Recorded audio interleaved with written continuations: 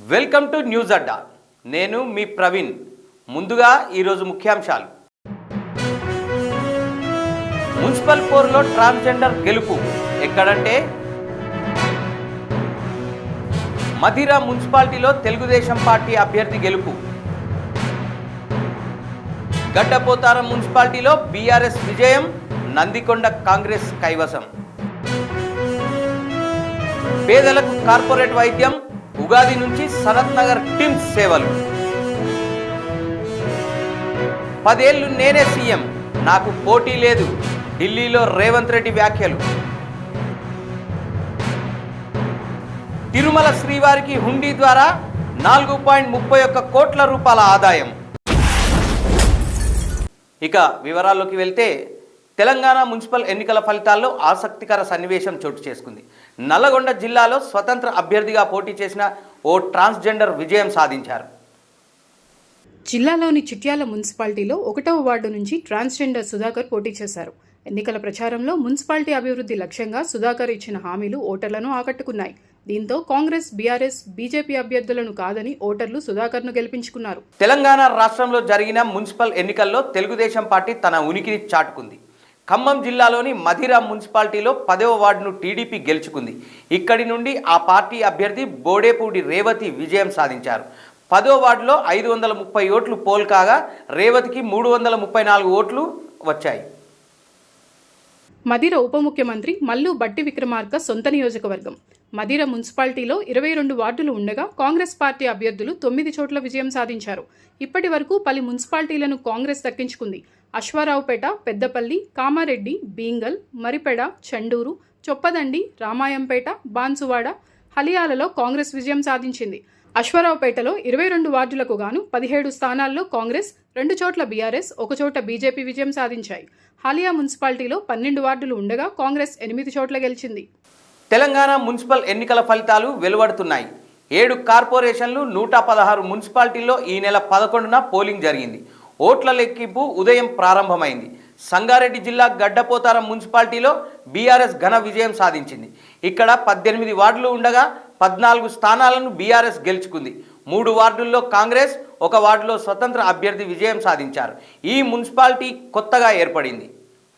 నల్గొండ జిల్లా నందికొండ మున్సిపాలిటీని కాంగ్రెస్ పార్టీ కైవసం చేసుకుంది. ఇక్కడ 12 వార్డులు ఉండగా 11 చోట్ల కాంగ్రెస్, 1 చోట బీఆర్ఎస్ విజయం సాధించాయి. కాగా ఈ వార్త రాసే సమయానికి తెలంగాణ వ్యాప్తంగా కాంగ్రెస్ పార్టీ 121 స్థానాలు, బీఆర్ఎస్ 67, బీజేపీ 15, ఇతరులు 14 చోట్ల విజయం సాధించారు. పేదలకు కార్పొరేట్ స్థాయి సూపర్ స్పెషాలిటీ వైద్యాన్ని పూర్తిగా ఉచితంగా అందించాలనే లక్ష్యంతో ప్రభుత్వం నిర్మించిన సనత్ నగర్ టిమ్స్ ఆసుపత్రి ప్రారంభానికి ముహూర్తం ఖరారైంది. ఉగాది పర్వదినం సందర్భంగా మార్చి 19న ఈ ఆసుపత్రిని ప్రారంభించి ప్రజలకు అంకితం చేయనున్నట్లు రాష్ట్ర వైద్యారోగ్య శాఖ మంత్రి దామోదర్ రాజనరసింహ ప్రకటించారు. హైదరాబాద్లోని ఆరోగ్యశ్రీ ట్రస్ట్ కార్యాలయంలో మంత్రి ఉన్నత స్థాయి సమీక్ష నిర్వహించారు.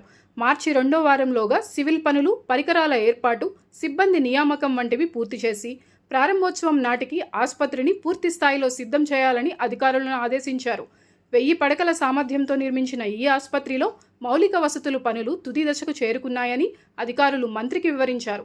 అత్యంత కీలకమైన 16 ఆపరేషన్ థియేటర్లు శస్త్రచికిత్సలకు సిద్ధంగా ఉన్నట్లు తెలిపారు. ఈ ఆసుపత్రి అందుబాటులోకి వస్తే హైదరాబాద్లోని నిమ్స్, గాంధీ, ఉస్మానియా వంటి ప్రధాన ఆసుపత్రులపై రోగుల భారం గణనీయంగా తగ్గుతుందని ప్రభుత్వం అంచనా వేస్తోంది. తెలంగాణ ముఖ్యమంత్రి రేవంత్ రెడ్డి ఢిల్లీ పర్యటనలో భాగంగా మీడియాతో మాట్లాడుతూ పలు సంచలన వ్యాఖ్యలు చేశారు.